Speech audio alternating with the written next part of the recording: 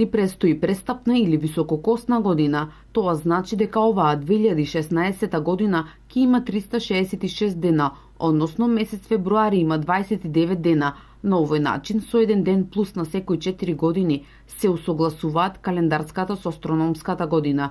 Исто така се избегнува и тоа, нова година да се падне во лето, а грозието да зрее во декември или јануари. Кај народот постојат неколку верувања поврзани со престапната година.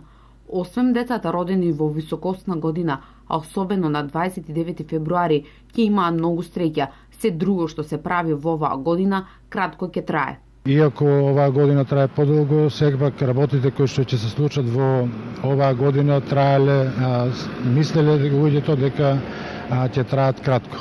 Затоа не почнувале никакви работи во текот на оваа година, не отпочнувале со градби на куќи, а пред се верувале дека склучувањето на брак во оваа престапна година би можело да биде тој брак недолготраен, односно дека ќе трае кратко, и затоа многу често избегнувале да склучуваат бракови во престапната година.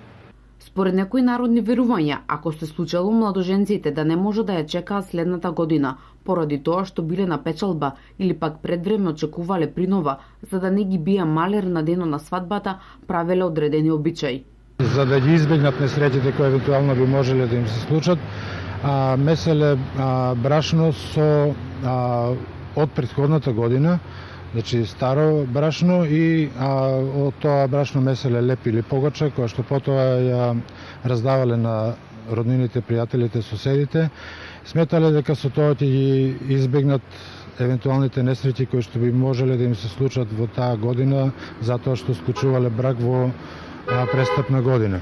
Црквата смета дека тоа е суеверие и дека секоја година е благословена од Господ и може да се прават венчавки.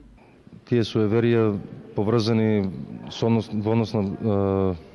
со престапната година, дека во престапната година не требало да се венчаваат, да се крштеваат и слични некои работи, значи воопшто не држат вода и да е спротивно на учењето на православната црква. Така да сите оние кои што намераваат да стапат во брак или да крштеваат своите деца, можат да слободно и оваа година. Во повеќето западни земји постои обичај на 29 февруари дамите да можат да го запросат својот партнер.